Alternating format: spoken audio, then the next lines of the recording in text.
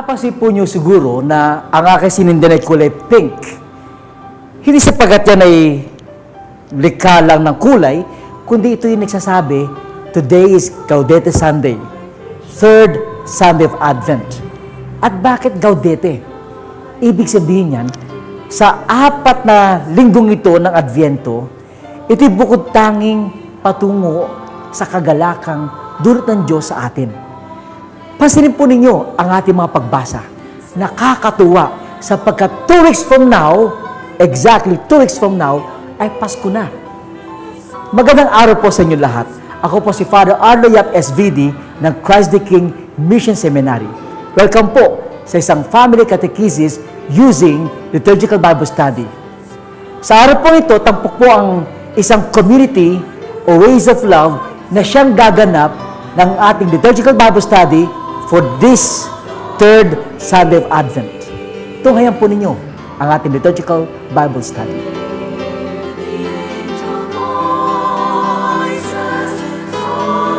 Magandang araw po sa inyong lahat. Ako po si Sister Baby Garcia.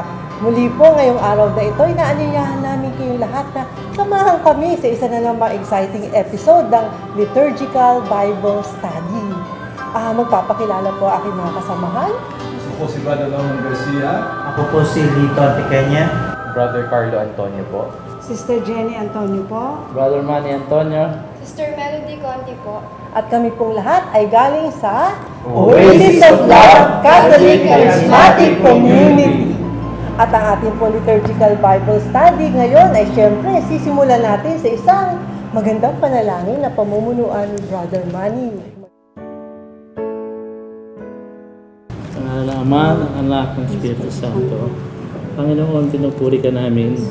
Lahat ng papuri para sa iyo, Lord. Lord, kung may nagkasala, patawad po, Panginoon.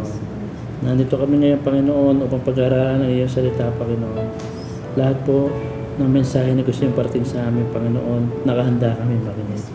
Lord, buksan mo aming puso't isipan upang maintindihan namin ang gusto niyong parating sa amin ngayong araw na ito.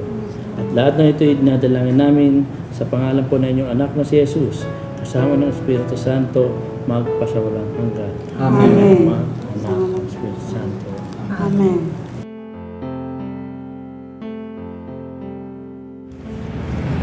The Holy Gospel according to St. John. Glory to you, Lord. A man named John was sent from God. He came for testimony, to testify to the light, so that all might believe through him. He was not the light, but came to testify to the light. And this is the testimony of John. When the Jews from Jerusalem sent priests and Levites to him to ask him, "Who are you?"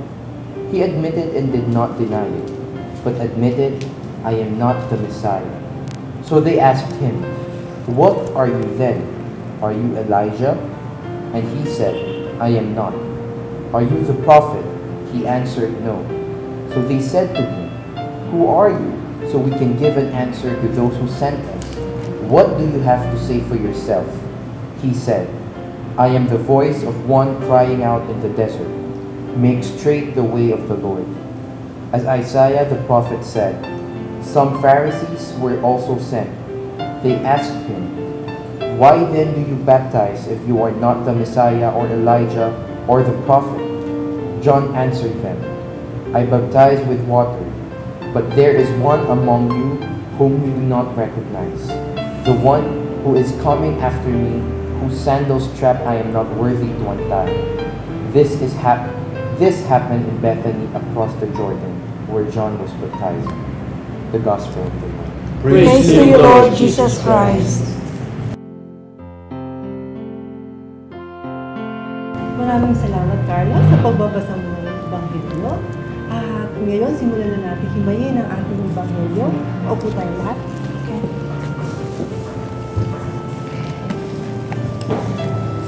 Sa verse 6, Sister Melody, sino ang isinugo ng Diyos? Isinugo ng Diyos si Juan. Oo. So sa verse 7, bakit po isinugo si Juan? Upang magpatotoo sa mga tao. Testify. To testify to the light. Bakit gusto niyang mag-testify tungkol sa light? Sa verse 7 pa rin. Almighty. Maniwala na Upang ang lahat ay sumampalataya. Sa verse 8, si Juan daw ba ang ilaw? Ay, hindi siya. Pero bakit sinugo pa si Juan? Magpapatotoo tungkol sa ito. Magpapatuo tungkol sa ilaw. Sa verse 9, sino daw ba ang ilaw? Para dito sa Dito sa lutang sa Oo. Okay, so talon tayo, verse 19. Sino ang mga isinugo nila kay Juan? Levites. Mga paring Hudyo, mga Levita. Bakit? Bakit sila pumunta kay Juan? Anong purpose nila? To para ask magtanong. Para tanong kung Sino sino si Juan. So inaalam nila kung sino si Juan. Sa verse 20, ano sagot sa kanila ni Juan? Hindi ako. I'm not the Messiah. So dininay ni Juan, hindi ako si Kristo. Sa verse 21, tinantanan ba siya nitong mga Levita? Hindi. Hindi. Ano pang inimbestigahan Ikaw nila? ba si Elias? Ikaw ba si Elias? Propeta Bukod ka doon, ba? propeta ka ba? Yes, no? So talagang, Dumami pa. oo, talagang iniimbestigahan nila na parang Supreme Court si Juan. Pero hindi Sa pa rin verse nasagot niya. 22, hindi pa rin. Nagdi-deny talaga si Juan na hindi siya yon.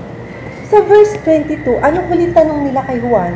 Sino ka kung gayon? Ay, sino ka kung ganun? Bakit gustong-gusto nilang malaman kung sino talaga si Juan? Para daw may isagot sila dun sa nagsugo. Kailangan mag-report sila doon sa nagsugo sa kanila. Kaya anong gusto nilang malaman sa huli? Kung sino talaga po. Sina, kung sinong masasabi mo tungkol sa iyong sarili para may ma-report sila. Sa verse 23, paano pong sumagot si Juan? Ginamit niya Sinabi sabi po ni ni Propeta Isaiah. Ano yung sinabi ni Propeta Isaiah? I am the voice of one crying out in the desert. I am the voice crying out in the desert. Makes straight the way of the Lord. So, yun daw si Juan, sabi sa kanya, sariling kasagutan. Sa verse 24, bukod dito sa mga Levita, sino pa ang mga nagtatanong kay Juan? Mga ibang Pariseo. Yung mga Pariseyo. Sugo ng Pariseo. Sugo din pala yung mga Pariseyo, hindi lang mga Levita. Sa verse 25, ano uli ang tanong nila kay Juan? Why do you baptize if you are not the Messiah Oo. or Elijah? So parang ang dating ano bang karapatan mo? Hindi pala naman ikaw si Kristo. Kristo. Oo, hindi ikaw si Elias, hindi ka propeta. Bakit ka nagbabautismo? Sa verse 26, ano ang sagot ni Juan sa kanila? I baptize with water. Water. Pero, Merong isa dyan na hindi nakikilala. nasaan daw yung hindi nakikilalang yun? Nakahalo sa kanan. Nasa Kalagitnaan. kalagitnaan lang Halubilo nila. siguro. Andyan lang, no? Malapit lang siya. At sa verse 27, ano pa description sa kanya ni Juan? Darating siyang kasunod. Kasunod ni Juan, pero, Hindi na mga karapat dapat. yes, mas mataas kay John. At gaano kataas yun? Paano Hindi siya karapat dapat pag kalag ng sintas ng kahit sandalias. taga-kalag lang ng sandalyas, Yes. hindi Hindi siya pwede. karapat Dapat. dapat. Sa verse 28, saan po nangyari mga Sa Bethany. Sa Bethany, across Jordan. Ilog Jordan. malapit sa ilog Pinagbabautismo. Jordan, no? Doon pala nagbabautismo si Juan. So nahimay na po natin itong ebanghelyo, ang gospel. Ano po kaya buod nitong gospel? Brother Carlo?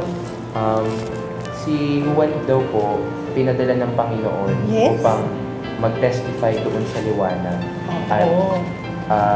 pinuntahan po siya ng mga Pariseo, yung mga pare, yung mga Levites, upang tanongin kung sino po talaga siya. Yes. Sabi niya, isa lang daw po siyang messenger at merong pong dadating sa kanya na mas makapangyarihan sa kanya. Yes. Galing ni Brother Carlo.